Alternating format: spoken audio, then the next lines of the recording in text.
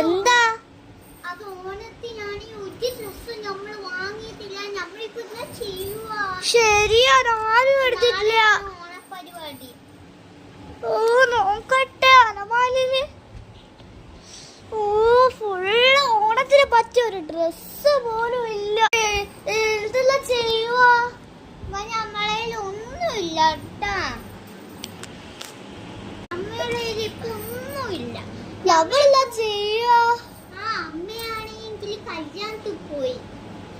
ഇവിടെ ഫുഡൊന്നും ഇല്ലാത്ത അമ്മ 10 ദിവസം കഴിഞ്ഞിട്ടല്ലേ വരൂ?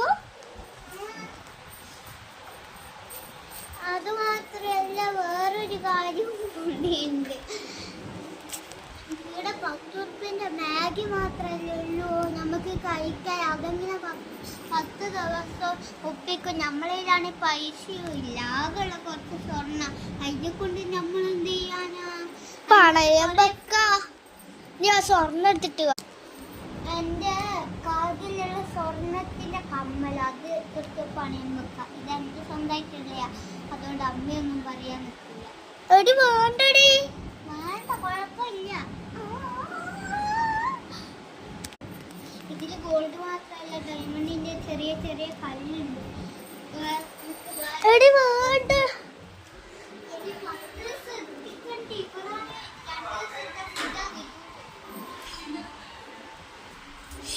ഈ പാവ അവളിൽ എന്തിട്ടിട്ടാ പുറത്തെല്ലാം ഇറങ്ങുമോ?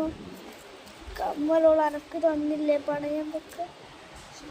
ഇനി ഓൾ എന്തിട്ടിട്ടാ നാട്ടിലെല്ലാം ഇറങ്ങുമോ? ഞാൻ പണയം വെക്ക.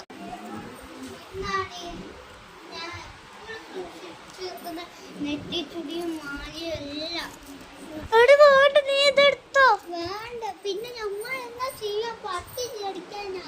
ഓക്കെ, ഞാൻ ഇത് പണയം വെച്ചിട്ട്. ഈ പണയം വെക്കുന്ന ആളെന്താ ഇങ്ങനെ കിടക്കുന്നു?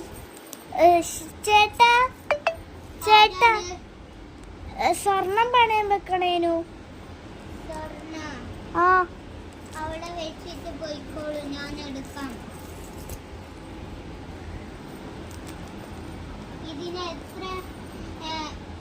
ഇതിനെത്ര പവനുണ്ട്? 40ഉം 20ഉം അവന്. 60 പവനുണ്ട്.